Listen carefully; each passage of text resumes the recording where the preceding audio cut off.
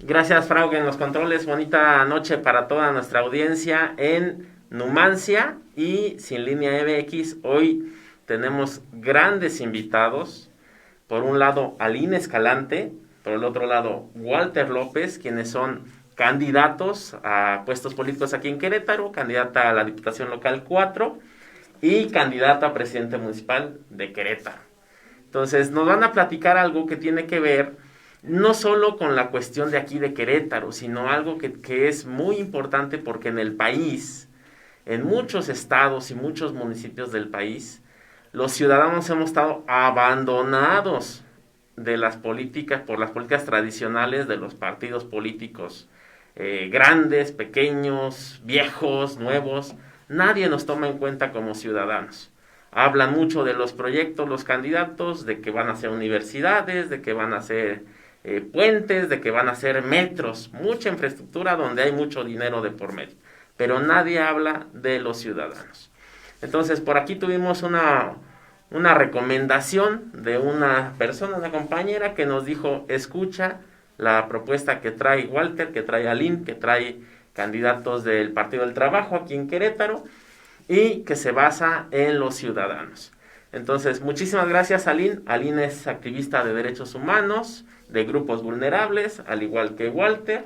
Por ahí vamos a comentar un poquito más adelante otra faceta de Walter que es muy importante también para determinar si él tiene esa capacidad y tenemos nosotros los ciudadanos la posibilidad de darle la confianza mediante el voto, porque de que tiene esa capacidad, la tiene. Aline, Walter, unas palabras que nos puedan comentar sobre ustedes. Muchas gracias, buenas noches, gracias por la invitación. Bueno, pues yo soy Aline Escalante, soy, como bien lo mencionas, una mujer activista, defensora de derechos humanos, con una propuesta hoy como candidata a diputada local por el 4º distrito, por el Partido del Trabajo, que justamente pone a los ciudadanos al centro, sobre todo en estos tiempos en que todavía estamos en una pandemia y mirando el nuevo mundo post-pandemia. Entonces, muchas gracias por invitarme. Walter, bienvenido. Gracias, Luis, a ti, a tu auditorio.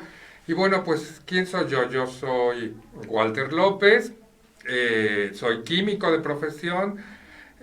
Tuve la oportunidad de ir al extranjero a hacer una maestría y un doctorado en ciencia de materiales, con lo cual pues de eso son mis ingresos. Soy consultor, soy empresario, tengo una consultoría industrial y bueno, pues ahora también desde el 2016 aquí en Querétaro siendo activista como respuesta de pues estos grupos antiderechos y quita derechos en nuestra ciudad y nuestro país.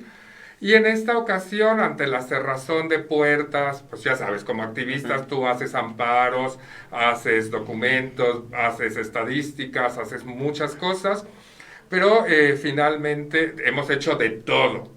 ¿Sí? Hace un mes todavía el último amparo, pues nos lo echaron abajo, y entonces ante esa decisión dijimos, bueno, ¿qué hacemos? Pues, ¿qué hacemos? Buscamos los partidos políticos que fueran un vehículo para que nuestras causas ciudadanas llegaran a la campaña y después a la toma de los puestos de decisión, que eso es importante que la ciudadanía estemos ahí, porque no hemos estado, básicamente.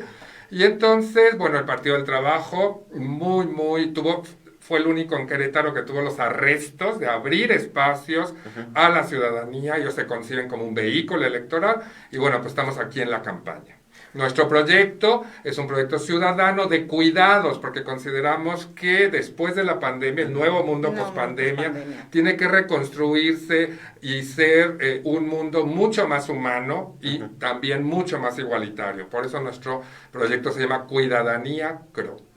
En México, ustedes lo saben, en nuestro país durante muchísimo tiempo hemos vivido, y bueno, en gran parte del mundo, la mayor parte del mundo, bajo el sistema patriarcal, ¿no? O sea, bajo un sistema que pensamos la mayoría que se refiere únicamente a cómo se comportan los hombres, los varones en su núcleo, en su familia. Pero vemos que este sistema está incluso en el gobierno. México hoy está en un proceso, digamos, revolucionario, social. Claro. Las mujeres han salido a exigir sus derechos, su seguridad, más allá de lo que las garantías de nuestro país históricamente les han dado. Los jóvenes cada día están más deseosos y preparados y salen a las calles y salen a las tribunas y toman las universidades y buscan todos los espacios de poder para poder, valga la redundancia, no solo expresar lo que ellos desean, lo que necesitan, sino liderar el proceso de transformación. Hay muchos sectores que han sido discriminados durante décadas, indígenas, personas con orientaciones sexuales diferentes, bueno, distintas a lo tradicional, digámoslo así, entre comillas. Hay sectores inclusive de discapacidad que ahora ya empiezan a tomar muchísimo poder, no en el gobierno, en la calle, porque los cambios siempre se dan en las sociedades, en la calle, en las casas, en las familias. Tarda mucho para darse en el poder público. Ustedes están tomando ahorita la vía electoral para que esta revolución llegue al gobierno. Así es. ¿En qué consiste este tema del sistema de cuidados, Walter? ¿Qué es esto? Platícanos. Mira, nuestra propuesta es una propuesta colectiva, a diferencia de las propuestas patriarcales, ¿no? Creo que lo que está pasando en el mundo y específicamente en Latinoamérica es este despertar de la sociedad civil. Lo estamos viendo en Chile, en Bolivia, en Ecuador, en Colombia, etcétera, obviamente también en México, diciendo el mundo ya cambió, o sea, no va a cambiar, el mundo ya cambió, la gente ya cambió, pero las estructuras de gobierno no han cambiado, ¿no? Entonces tenemos a los chilenos en gran revuelta popular diciendo esa constitución no nos representa, tenemos que tener una nueva constitución donde están representados todos los grupos que dijiste, ahí hay personas indígenas, hay personas LGBT, feministas, o sea, que haya un país para todos y todos desde nuestra propia constitución.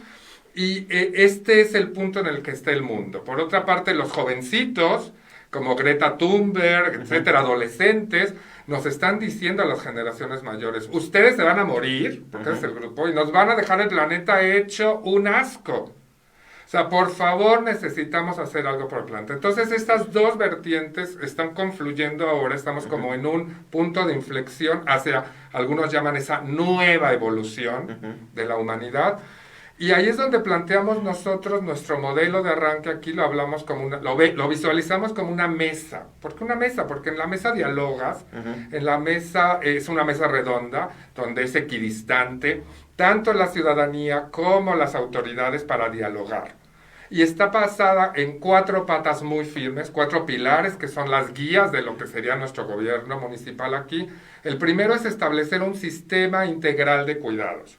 ¿Por qué? Porque después de la pandemia, con toda la historia de salud y la historia económica, necesitamos que el Estado mexicano esté presente junto con las empresas privadas, la academia y las organizaciones de la sociedad civil en esta cuádruple hélice, reboteando, recreando estos nuevos pactos sociales para esta evolución. Entonces, lo que queremos es que haya estos sitios donde la gente pueda dejar a sus hijos y poder ir a trabajar tranquilamente, que haya un cuidado para personas con discapacidad, personas mayores, etcétera, y además haya una profesionalización de gente que quiera ser cuidadora, y entonces mucha de esta gente que se quedó sin empleo pueda profesionalizarse a través de esta cuádruple hélice y cuidar a esas personas o relevar a las familias que están cuidando a sus enfermos.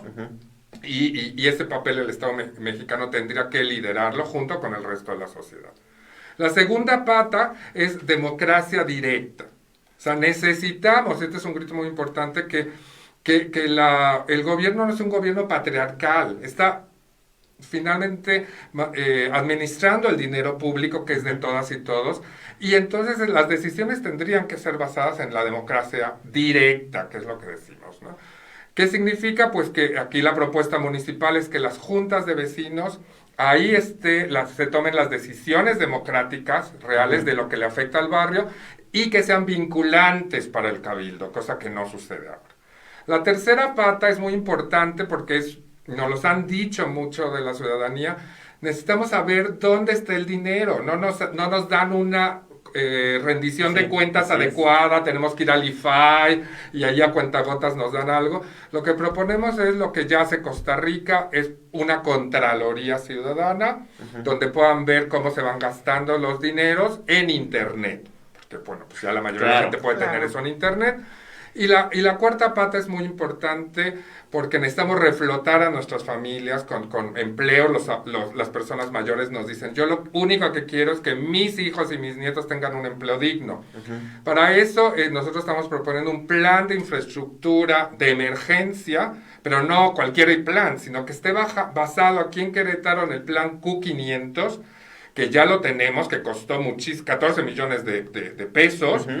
Y que pues ahí está cómo se desarrollaría este tema en Querétaro. Obviamente todo esto enmarcado en 3 marcos muy importantes. El primero, el marco constitucional, porque la Constitución es lo que nos rige.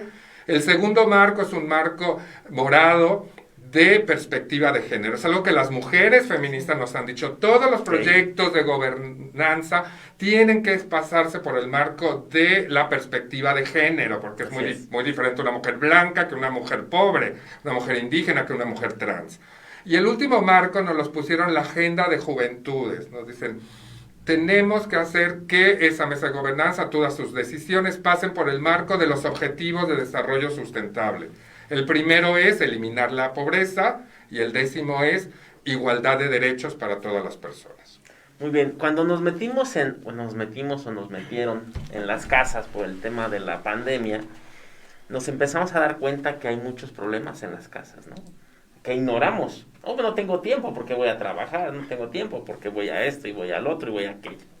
Y el que está en la casa, pues que le haga como pueda, ¿no? Entonces nos empezamos a dar cuenta que hay problemas en nuestra casa. El día que salgamos, vamos a tener que darnos cuenta que hay problemas en nuestras calles. O sea, también nos damos cuenta que hay problemas en nuestras colonias. Oye, aquí ya tengo 10 años y no han pavimentado, tengo 20 años y no hay una escuela, tengo 30 años y no hay ni agua potable, ¿no? Es decir, nos hemos dado cuenta como ciudadanos que todavía tenemos muchos problemas y que toda esa figurita bonita, histórica, que el gobierno nos ha vendido, que vamos bien, y vamos bien, y vamos bien, y vamos bien, nunca ha tomado en cuenta a los ciudadanos en ese bienestar. ¿Cómo podemos, a través de la reforma de leyes en el legislativo, concretar esto? Porque va a haber mucha resistencia, Walter. Hay mucha resistencia a que los ciudadanos tomemos el control de nuestro país. Tan solo nos dicen los partidos políticos, en general, los históricos partidos políticos, no te metas, tú eres un ciudadano limpio, no te metas en la cochinada que es la política, eso déjaselo a los políticos, ¿no? No quieren que los ciudadanos nos demos cuenta y tomemos el control político de nuestro país. ¿Cuál es la primera reforma que se tiene que hacer, Aline, para que podamos nosotros los ciudadanos tomar control de nuestro país? Justamente los ejes que te ha comentado Walter también van encaminados hacia la legislatura. En la cuestión de la transparencia y rendición de cuentas, tenemos que darnos cuenta que la legislatura se mueve en 2 ejes. Uno es el trabajo legislativo, que por supuesto no se ha hecho, no se ha trabajado. Sabemos que la 59 legislatura tiene 78 iniciativas de ley de impacto social congeladas, por ejemplo, y que hay una ley orgánica que te impide tener congelada una iniciativa por determinado tiempo. O sea, están violando las mismas leyes. Pero uno es el trabajo legislativo, en donde, por supuesto, tendremos que impulsar leyes que a lo mejor pueden sonar como si fueran de broma, pero se tienen que impulsar leyes para obligar a los legisladores a legislar, a cumplir con su trabajo en los tiempos y procesos que la ley orgánica te dicta. Por supuesto que es el trabajo en la legislatura de meter las iniciativas, de trabajarlas, de cabildearlas, pero también algo muy importante de lo que nadie habla. Para poder llegar a ser un trabajo legislativo eficiente, tenemos que irnos a la otra parte que no se aborda, que es la labor administrativa del Congreso, en donde los temas anticorrupción, en donde los temas de que la ciudadanía esté metida en una contraloría, tienen que ser eficientes. La parte administrativa de la legislatura, donde hay corrupción e impunidad, nos dicta, por ejemplo, que los cargos administrativos se tienen que repartir o se deberían de repartir por ley entre los partidos que ocupan curules. Cuestión que el día de hoy no ocurre así. Nadie sabe en la rendición de cuentas quiénes son sus proveedores, a quiénes licitan, cómo licitan, cuánto les pagan. Así es. Sabemos que muchos de ellos se contratan a ellos mismos, ¿no? Entonces, tendríamos que empezar por la parte administrativa, que haya rendición de cuentas, que sea transparente en las licitaciones, que obviamente el reparto sea equitativo conforme lo marca la ley, las leyes que violan los mismos legisladores, y que la Contraloría Ciudadana esté ahí, porque también son sus ingresos, para que entonces, una vez que se armonice toda esta parte y se lleve a cabo de manera transparente, se puede hacer la labor legislativa también con una Contraloría Ciudadana en donde se esté viendo qué iniciativas entran, el tiempo que deberían por ley tener para desahogarse y para que puedan subir a pleno y ser votadas en democracia. Acabar con la corrupción en el legislativo. Y con la impunidad, porque no hay división de impunidad. poderes. Exacto, fíjate, a mí me tocó, por ahí no voy a comentar el nombre, pero me tocó una compañera que me decía, oye, es que a mí me contrató de su staff, una diputada o un diputado, ¿no? Y entonces el legislativo me dio mi tarjeta de nómina y yo se la tenía que dar a ella o a él. Y entonces ya no me regresaba la mitad del salario que percibía, ¿no? Eso es corrupción. Claro. Entonces, si nosotros como ciudadanos, como bien lo dice Salim, estamos con los ojos tapados de lo que hace la autoridad en esta parte, el poder legislativo, que está lleno de esa corrupción, que está lleno de lo que tú dices, que esconden las iniciativas, que las guardan, que violan la ley, que por ahí hasta les dan contratos de obra pública a legisladores a cambio de votos. O sea, todo eso tiene que ser una caja de cristal. Definitivamente. Porque si no... Y eso lo está pidiendo la gente. O sea, este proyecto que nos llegó de Contraloría Ciudadana está surgiendo en las universidades y también en los movimientos sociales. De hecho, la primera Contraloría Ciudadana de Querétaro la hizo el Movimiento Feminista, una organización que se llama Salud y Género, cuando salió el proyecto de la Ciudad de las Mujeres, que finalmente no se hizo. Y ellas dijeron, ¿por qué no se hizo? Y empezaron estos proyectos de Contraloría Ciudadana viendo dónde va el dinero. Y eso es una responsabilidad que tenemos como ciudadanos, porque si nosotros no ejercemos ese poder que tenemos como soberanía popular, pues entonces nadie le estamos entregando un cheque en blanco de una chequera que es todo nuestro patrimonio como país, y eso no puede ser. Fíjate, y al público que nos escucha, hace, ¿qué será? Unos 10 años, yo leía una nota en El País que decía que Suecia estaba implementando la caja de cristal en el gobierno. Lo que tú dices, las cuentas son así. Tenemos un presupuesto de 300, 500 millones de coronas allá, ¿no? Suecas. Y ahorita nos gastamos tanto y se fue para acá. En tiempo real. O sea, no como le dicen a nuestra compañera Alicia, ¿quieres saber en qué nos gastamos o qué es el eje vial Zaragoza? Estas copias te cuestan $1 millón, ¿no? O sea... Cuando hay opacidad, seguramente hay corrupción, ¿no? Y como hay corrupción, pues hay millones de millones de millones de millones, miles de millones de pesos de su dinero que ustedes pagan en impuestos cuando compran cualquier artículo porque paga IVA, o cuando les retienen su impuesto sobre la renta a los que son asalariados. Todo ese dinero que ustedes pagan en impuestos, hay corrupción y se lo quedan ahí los corruptos, ¿no? Pero una caja de cristal que el gobierno, como tú lo bien señalas, nosotros como ciudadanos podemos consultar, va a minorar la corrupción. Claro, porque vamos a tener millones de ojos. Exacto. Que en la tranquilidad de tu celular te metes y vas viendo las cuentas y dices, oye, sí, efectivamente aquí, mira, hubo una cuenta para el camino fulanito, vas y ves el camino. Y eso es lo que hacen, pues no solamente en Suecia, eso lo hace Costa Rica, que es un país más chiquito que todo el estado de Querétaro, lo hace Uruguay, lo está haciendo el mundo, y nosotros nos estamos quedando como país atrasados. Eso es lo que no puede ser. Exacto. ¿Cuál es la no, entonces no vas a ver todo, no, pero yo que tengo un interés en la infraestructura pluvial de mi colonia, me voy a meter nada más ese rubro y ahí voy a ver, oye, el Cabildo designó un plan de obra pública por 500 millones de pesos y de tanto se tenía que dirigir a obra pluvial. Y a mi colonia, ¿por qué no llegó, no? se destinó al campanario, se destinó a tal o cual cosa. Oye, pues yo también quiero saber. Claro, ¿por ese es qué? el derecho a saber, este es un derecho que en todo el mundo, en todo el país, la gente está diciendo, oye, somos parte de la gobernanza, parte del Estado mexicano. Recordar, el Estado mexicano no nada más es el gobierno Así mexicano, Claro. es el gobierno más la ciudadanía. Nosotros somos parte de ese Estado mexicano y por lo tanto tenemos, lo mínimo que podemos hacer es decir dónde está ese dinero público que es de todas y de todos. ¿Cómo se organizaría esta, digamos, de paso a paso, desde la junta vecinal hasta la alcaldía?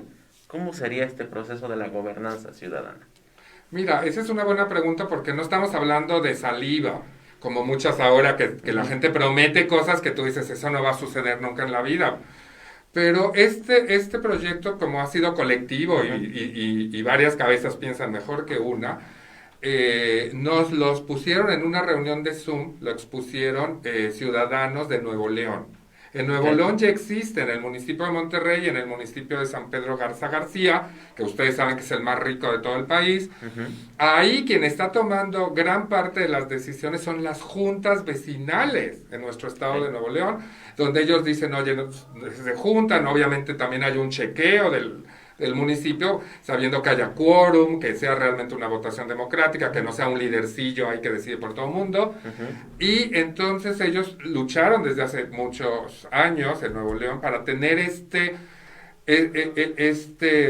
reglamento municipal donde le dé el poder realmente de decidir en ciertos rubros, sobre todo los de infraestructura, a cada junta vecinal y después ese documento firmado democráticamente hecho pasa y es obligación del cabildo. Ya no es de que quiera, señor Cabildo, sino es obligación del señor Cabildo de decir, bueno, de ese presupuesto que ustedes nos asignaron, pues nosotros hemos decidido que se utilice, pues no sé, en escuelas, en seguridad, en luminarias, etcétera. Y así es como se construye la democracia en otros países. Por ejemplo, Suiza. Suiza tiene una presidencia rotativa. Un año cada presidente de los diferentes partidos es el jefe de Estado de Suiza. ¿Y por qué lo pueden hacer así? Porque realmente la gobernanza no está en una sola persona, está en los cabildos municipales, los cantones que se dicen en Suiza, y ahí es donde la gente está tomando decisiones. Y entonces, bueno, lo que diga el señor Tlatoani, eso no importa, porque el 90% de las decisiones con presupuesto se están tomando en cada uno de los municipios. Nuestra Constitución también lo dice así. Así es. El principal bastión de la democracia, la gobernanza y la soberanía son los municipios. Así es, la base de la república es el municipio. ¿Cómo hacemos esto en la ley, Aline? En Querétaro, no sé, en otros estados del país, seguramente sí hubo un proceso de reformas por ahí que inició en 2008, que venía de muchísima lucha ciudadana, por supuesto, para generar leyes de participación ciudadana. En Querétaro en 2009 hubo una firmada por el entonces gobernador Calzada, pero nunca se ha llevado a la práctica, salvo en 3 ocasiones. Una, un referéndum de concesión de basura en el Marqués, 2 ocasiones, el referéndum en el Marqués, y entiendo, una consulta ciudadana en Amealco.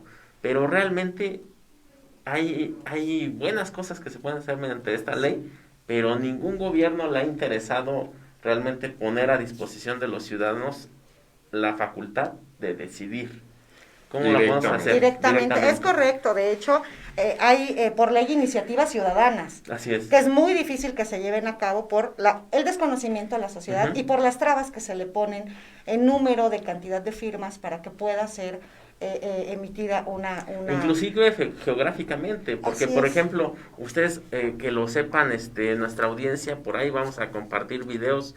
Aquí en el centro de Querétaro hay una dinámica ahorita, de conflicto que tiene que ver con, por un lado, artesanos que del municipio vecino de Amealco, que vienen a vender sus mercancías aquí, o sea, tienen todo el derecho del mundo de hacerlo, y por el contrario, comerciantes establecidos que, pues derivado también de la situación económica que provocó la pandemia, pues se ven como afectados. Entonces nosotros decimos, tienen ambos intereses legítimos, pero no hay un Estado que les dé soluciones a eso, o cause a esa discusión de estos intereses legítimos. Y geográficamente, lo comentábamos, una consulta vecinal. Pero la ley nos dice que nada más de los que viven ahí.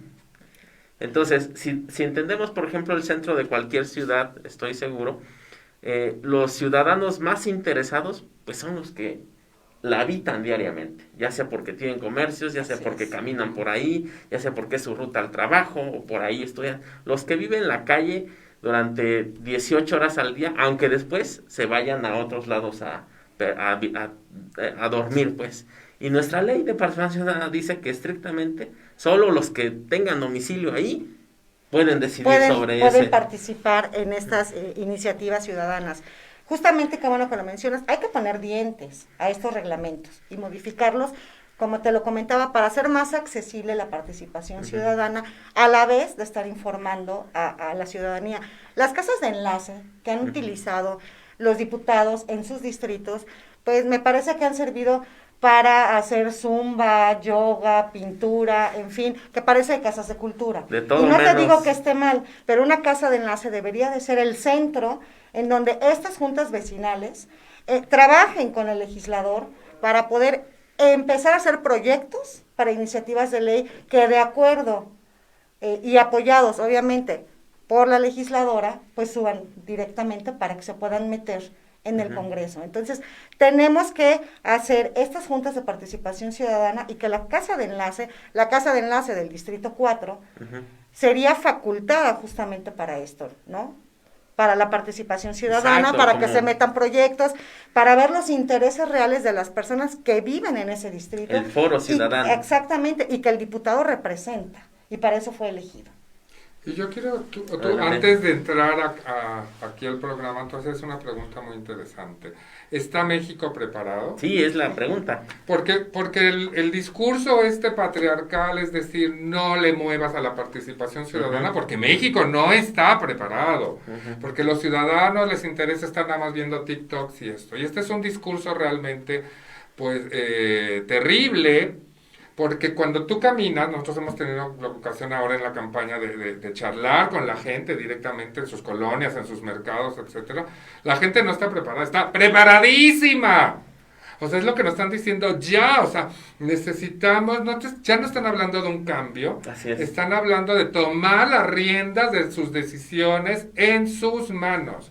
Se están diciendo, oye, no puede ser que me venga, que esas promesas de campaña que todo el mundo sabemos que no hay dinero, que son totalmente sueños guajiros, y lo estamos sabiendo, pero la gente ya está diciendo, eso ya no me lo creo. Así es. O sea, yo quiero participar porque es mi país, la gente se va a comprar un departamento en Nueva York y en Miami, y se va a ir, pero nosotros nos vamos a quedar. Así es. Entonces, ¿qué vamos a hacer con este país, con nuestra colonia, etcétera? Y en ese sentido, la gente no está harta, y eso es lo bonito del tema, está indignada de que estos canales que están ahora de participación ciudadana sean realmente de relumbrón. Porque Suiza, el 90% de sus decisiones de gobierno las toman por referéndum, por plebiscito, como país y como municipios. Y nosotros aquí ha habido 13, no sé cuántas administraciones. O sea, eso es lo que la gente sí está preparada para decir, oye, yo quiero decidir, pues si me voy a un lado o al otro, o qué proyecto, pues que sea mi decisión. Y si me equivoco, pues nos equivocamos.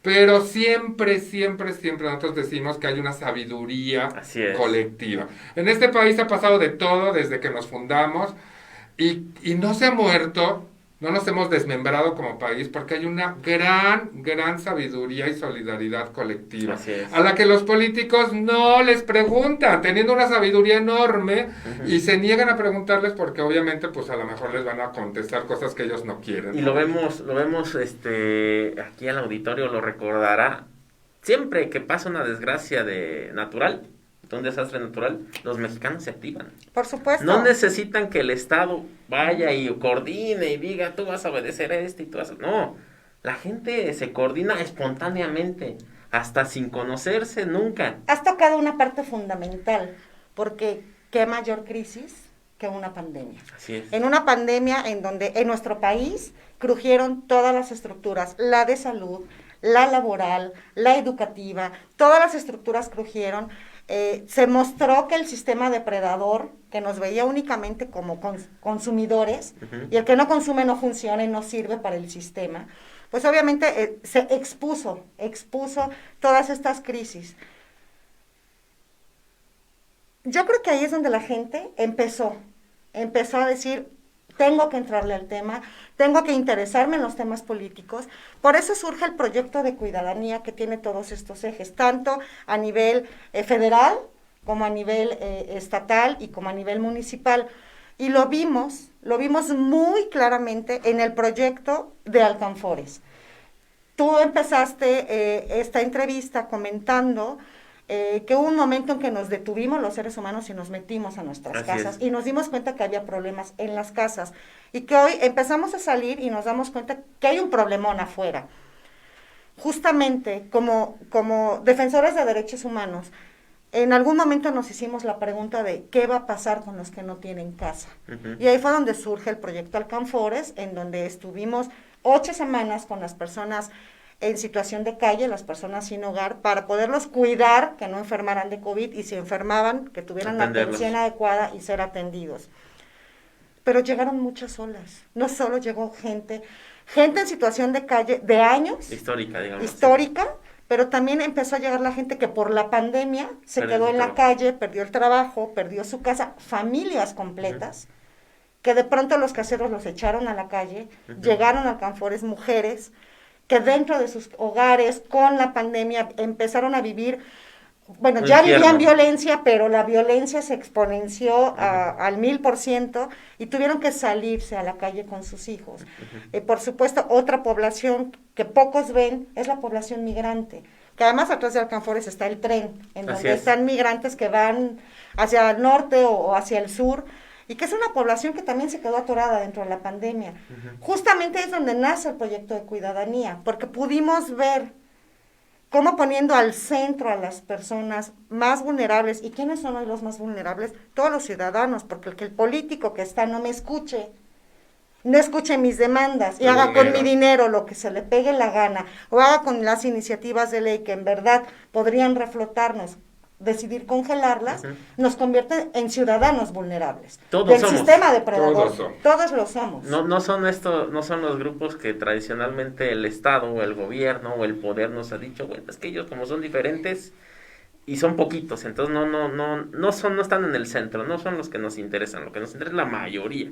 Pero realmente el gobernante nos discrimina a todos los ciudadanos. Es correcto. Solo pone dentro de sus decisiones o toma en cuenta a sus líderes de sus partidos políticos, si bien les va, ¿no? A su camarilla. O a su camarilla, claro. O al que le pagó la campaña, o lo que sea, ¿no?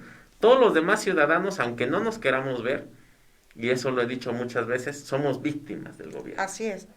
Velo hoy con las promesas de campaña. O sea, voy a regalar dinero, voy a hacer esto, te voy a dar... Ok, te voy a dar un dinero y cómo vas a salir económicamente, cómo te vas a reflotar, qué pasa con la educación, con el sistema de salud.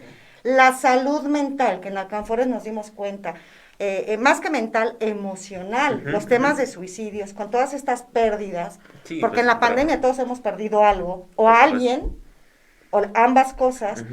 El tema de salud emocional no se ha contemplado. Así es. Y el sistema cuidador contempla, por supuesto, estos temas en los 3 niveles de gobierno, que es importante y sumamente importante comenzar a escuchar al otro, para que nos demos cuenta de lo que le duele al otro, y entonces desde ahí, fíjate, tan personal, desde ahí empezar a reflotar. Así se reflotó la gente de Alcanfores.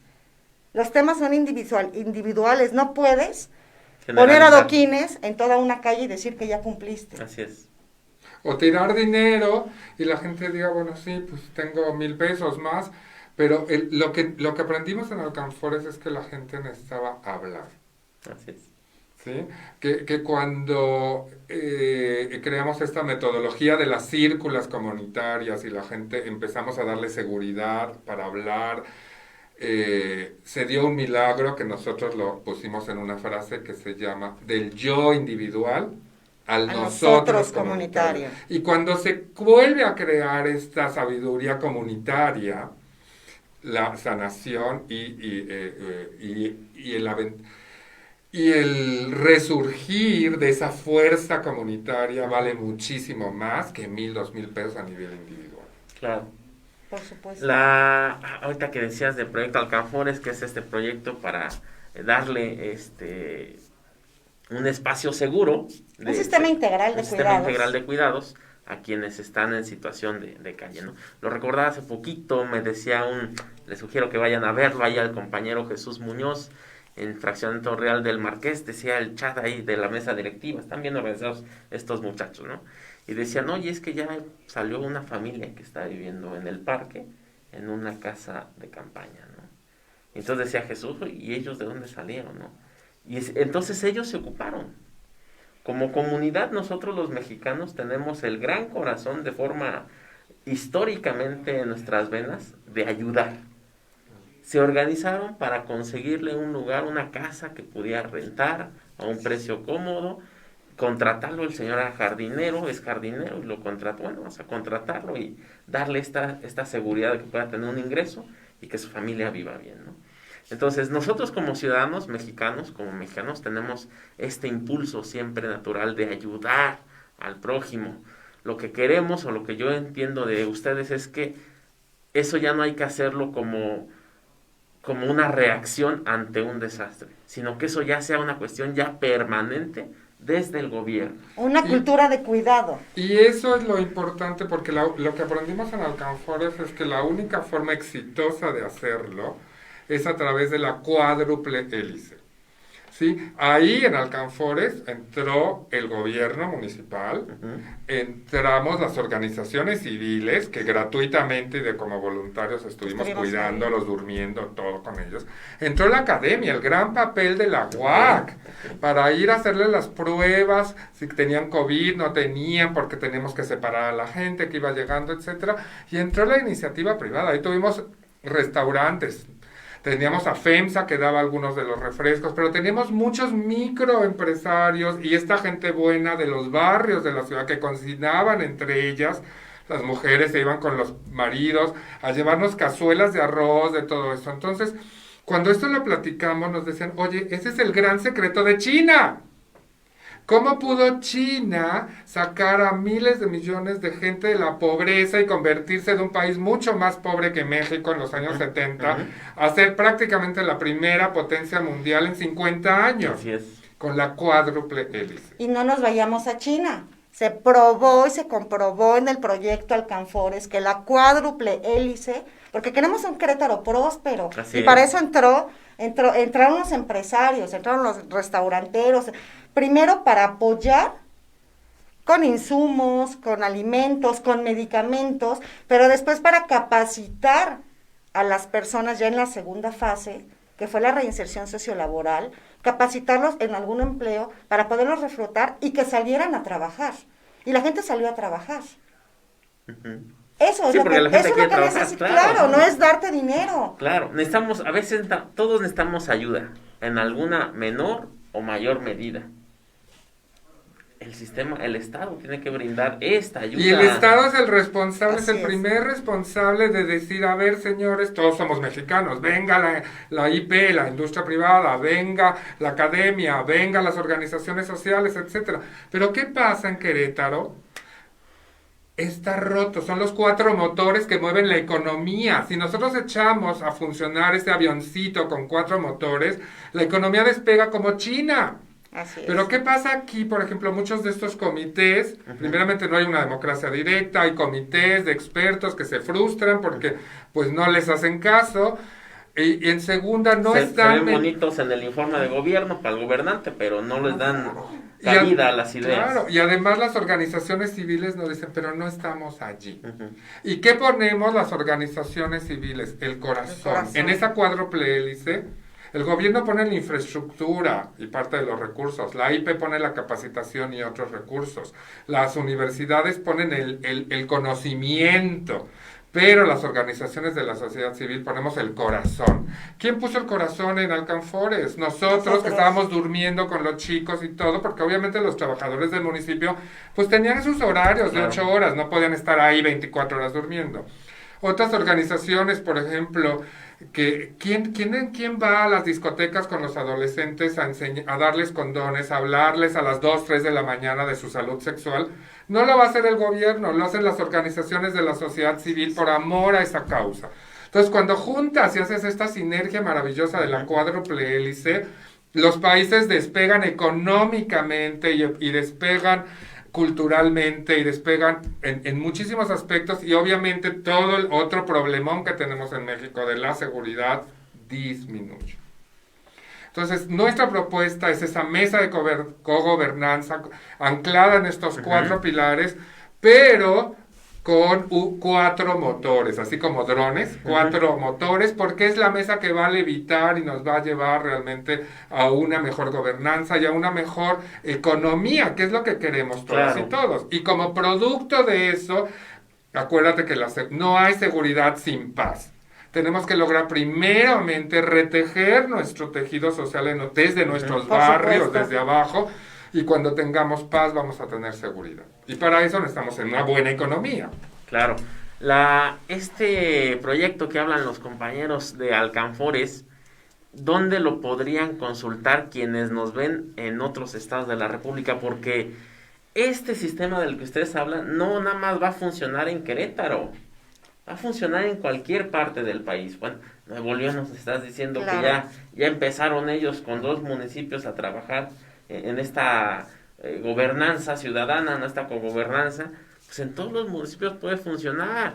Todas las ideas son buenas. Nosotros ya tenemos esa chispa. La gente ya quiere tomar sus decisiones, ya la gente quiere tomar el control de sus calles, de su gobierno, de su política, de sus derechos. Correcto. De sus derechos. Por eso traemos esta chapita de igualdad.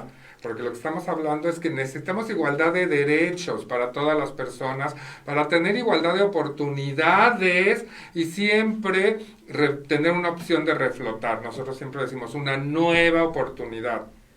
Porque después del COVID nos pasó un horror a todo el planeta.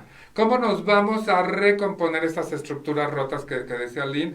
Pues a través la única forma concebible es dejar esta individualidad a la que los gobiernos nos meten y nos dicen, tú no hagas solas, tú aquí está tu dinerito y cállate. Sí. Porque cuando nos organizamos comunitariamente, somos poderosas y poderosos. Que ese fue el gran milagro de Alcanfores, que se pudieron reflotar comunitariamente. Hay un material en YouTube, en la página de Cinematografía UAC, que también entró al proyecto Alcanfores a documentar lo que estaba sucediendo. El documental se llama Alcanfores sin número, es creación de Cinematografía UAC, que pueden consultar en estos momentos.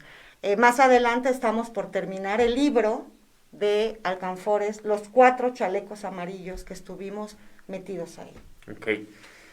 Este es el ejemplo vivo, tangible, exitoso, que se puede llevar a los cabildos municipales de todo el país. Digo, ellos van por Querétaro y los vamos a apoyar para que lleguen ahí. Pero ustedes como ciudadanos pueden llegar y decirle a sus políticos locales, y ustedes mismos como ciudadanos, tomar este momento político no solo porque haya candidatos, sino decir, a ver, candidato, tú aquí vienes y vas a obedecer la agenda ciudadana. ¿Qué es esta? Y si no puedes, pues entonces no hay voto. Ya veremos si hay trauma de que nadie salió electo, pues bueno, ese trauma será una bendición más que otra cosa. Aline, últimas palabras para que le comentes a nuestro auditorio de México, de Querétaro. Ya nos surge, hay que hacerlo. ¿Cómo le hacemos? ¿Cómo le hacemos? Acérquense, nosotros estamos en la página de Cuidadanía QRO para que puedan ver las agendas, para que estamos, por supuesto, acercándonos como candidatos a los distritos, al municipio. Estamos dispuestos a escucharlos, lo hemos hecho siempre. Estamos cansados como activistas de que cada 3 años los candidatos firmen nuestras agendas para después tirarlas a la basura. Es el momento como ciudadanos de tomar las riendas de nuestra vida, tomarlas así como se escucha, dejarnos de quejar, tomar las riendas y participar activamente en nuestras decisiones, porque estas estructuras ya no nos sirven y tenemos que construir unas nuevas para toda la ciudadanía queretana. Walter, un mensaje a la ciudad especialmente, ¿los llamas a qué? Pues mira, ciudadanos y ciudadanas queretanas, pues yo los exhorto realmente a ver mi propuesta de gobierno, con esta mesa de la gobernanza, hacer sus preguntas en nuestras redes sociales, Cuidadanía CRO, y llamarnos. Nosotros lo que estamos haciendo es que el plan de gobierno que vamos a hacer público en mayo, lo hagamos en colectivo. Sí, que por ejemplo, si ustedes tienen una experiencia o una necesidad en algún tema, nos sentemos, hacemos ahora por Zoom, podemos hacer muchísimas cosas, y sus propuestas, porque ¿qué nos hemos dado cuenta? Y en mi trabajo como consultor siempre es, la gente sabe que tiene problemas, sabe cuáles son sus problemas, pero también tiene las soluciones. Es simple, nosotros queremos ser ese camino que engarcemos como filigrana esas soluciones a las problemáticas comunes de la ciudad, y entonces vamos a ser exitosos con la cuádruple hélice. Ustedes están aquí como ciudadanos, como organizaciones sociales, junto con el gobierno, los empresarios y las universidades, podemos hacer realidad nuestra frase de campaña: por un Querétaro próspero, libre, incluyente e igualitario para todas las personas. Ya lo vieron. Muchísimas gracias a nuestro auditorio. Vamos a estar los comentarios en Sin Línea MX que nos pasan el lunes a las 11 de la noche. Vamos a darle la información de Walter, de Aline, del proyecto de Cuidadanía CRO. ¿Se puede exportar a todo México? Claro que se puede exportar a todo México. México, tenemos el valor, tenemos la capacidad. Es momento de hacer las cosas. Tomar el gobierno, tomar el Estado, tomar nuestros derechos en nuestras manos. Tomar el Congreso. Tomar el Congreso también. Tomar el poder. Tomar el poder. Muchas gracias a todos. Bonita noche. Gracias.